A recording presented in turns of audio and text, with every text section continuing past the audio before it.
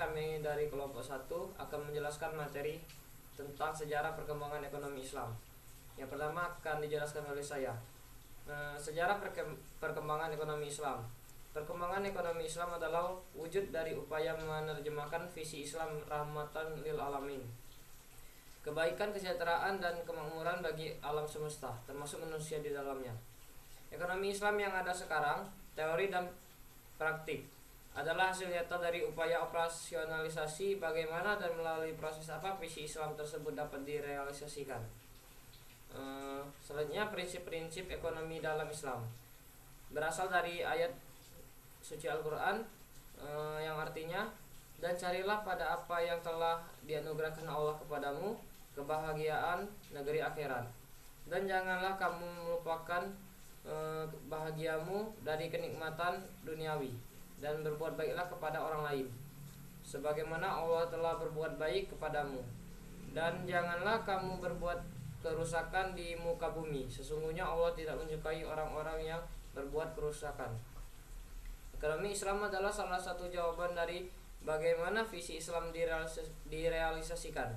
Proses realisasi visi Islam adalah mewujudkan ekonomi Islam dalam bentuk realitas. Proses mewujudkan ekonomi Islam menjadi sebuah realitas dapat dilihat dari dua wujud. Yang pertama, teori ekonomi Islam, dan yang kedua, praktik ekonomi Islam. Selanjutnya akan dijelaskan oleh rekan saya. Saya Lailatul Maghfirah. Saya akan menjelaskan materi selanjutnya.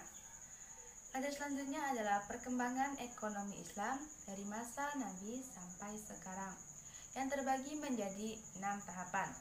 Tahap pertama terjadi pada masa Rasulullah SAW. Tahap kedua terjadi pada masa pemerintahan Khulafaur Rasyidin. Tahap ketiga atau periode awal, pemikir ekonomi Islam diwakili oleh Zaid bin Ali dan lain sebagainya. Tahap keempat atau periode kedua, pemikir ekonomi Islam diwakili oleh Al-Ghazali, Ibnu Taimiyah, dan lain sebagainya.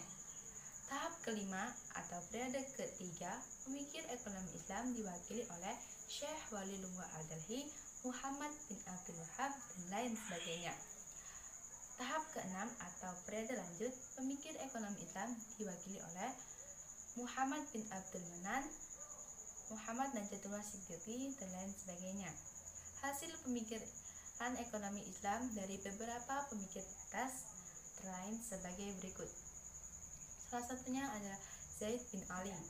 Zaid bin Ali adalah penggagas awal penjualan suatu komoditi secara kredit dengan harga yang lebih tinggi dari harga tunai. Dan ada Ibnu Sina.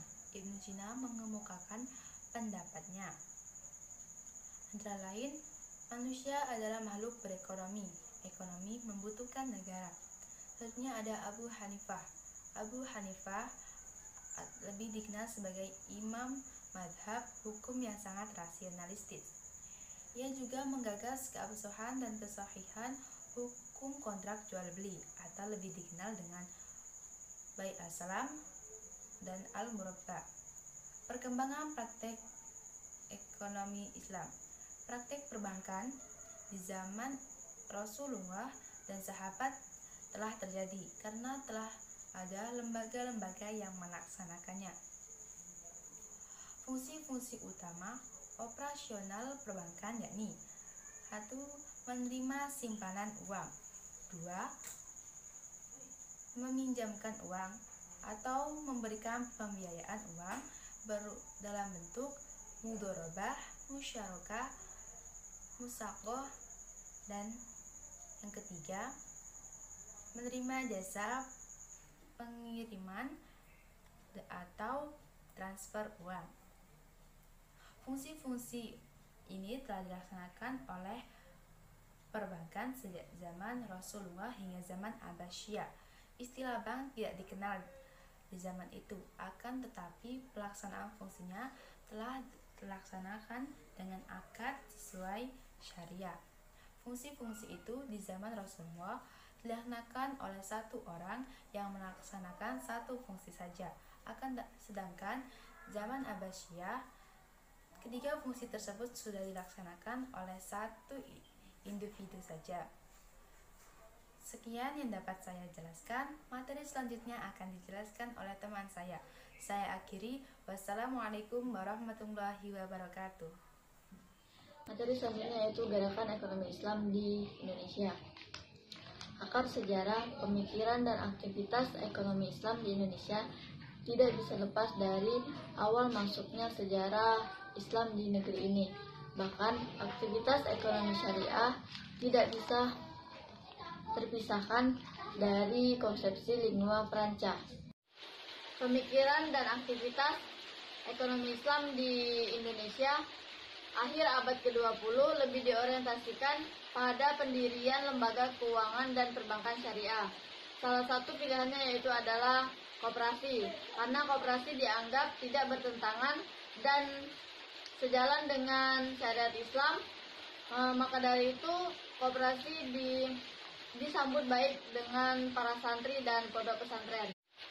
Adapun kelahiran Bank Islam di Indonesia hari demi hari semakin kuat karena beberapa faktor, yaitu yang pertama, adanya kepastian hukum perbankan yang melindunginya. Yang kedua yaitu tumbuhnya kesadaran masyarakat akan manfaat lembaga keuangan dan perbankan syariah.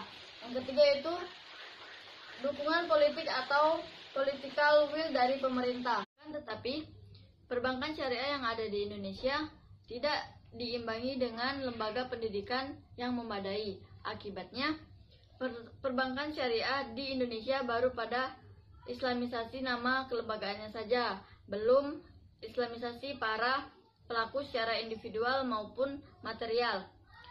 Maka tidak heran jika perbankan syariah di Indonesia sama dengan halnya perbankan konvensional. Di Indonesia, atas prakarsa Majelis Ulama bersama kalangan pengusaha muslim telah beroperasi perbankan syariah, yaitu Bank Muamalat Indonesia atau BMI, yang operasionalnya mengacu pada nomor 72 tahun 1992 tentang bank bagi hasil. Secara legal, perbankan syariah telah diakui sebagai subsistem perbankan nasional. Sekian video presentasi dari kelompok 1. Semoga bermanfaat bagi kita semua. Wassalamualaikum warahmatullahi wabarakatuh.